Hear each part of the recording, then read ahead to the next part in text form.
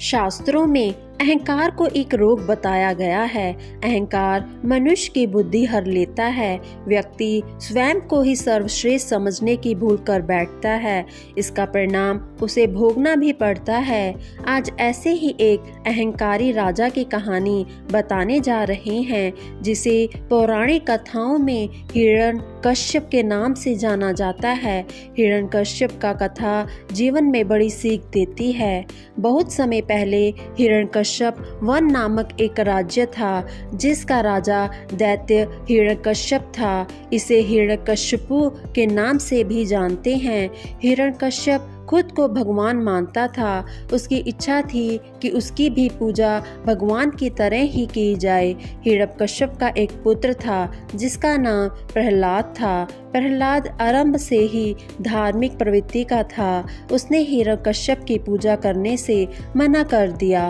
प्रहलाद भगवान विष्णु के भक्त थे और उनकी पूजा करते थे। वे उनकी भक्ति में लीन रहते थे। प्रहलाद की भक्ति की खबर जब पिता को पता चली तो उन्हें प्रहलाद को यातनाएं देना शुरू कर दिया। प्रहलाद फिर भी नहीं माने। इसके बाद हिरण्यकश्यप ने अपनी बहन होलिका से प्रहलाद को जलती आग में बैठने के लिए कहा।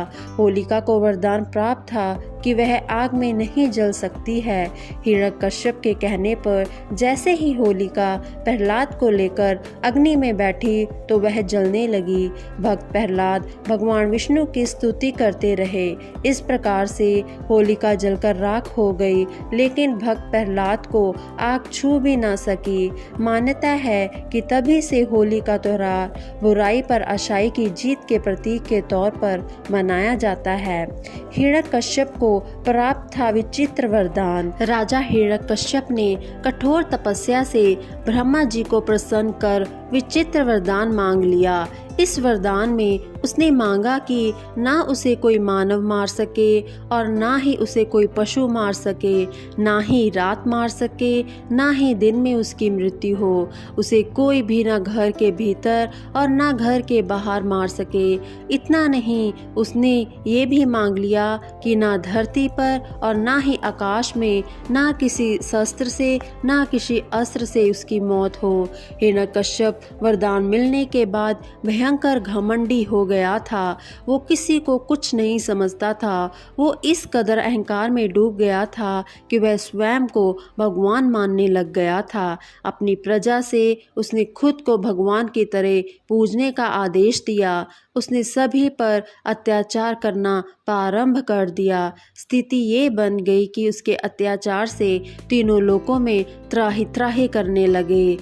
होलिका की घटना के बाद भी हिरण्यकश्यप का अहंकार और अत्याचार कम नहीं हुआ। प्रहलाद ने अपने पिता को बहुत समझाने की कोशिश की कि वे सही मार्ग पर नहीं चल रहे, सही मार्ग अपनाएं, पर उसकी प्रहलाद की बातों का उस पर कोई असर ना हुआ।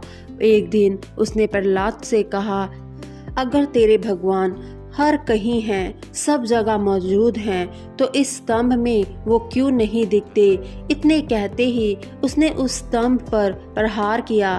तब इस स्तंभ में से भगवान विष्णु नरसिंह अवतार में प्रकट हुए, जो आधा मानव था और आधा शेर के रूप में था।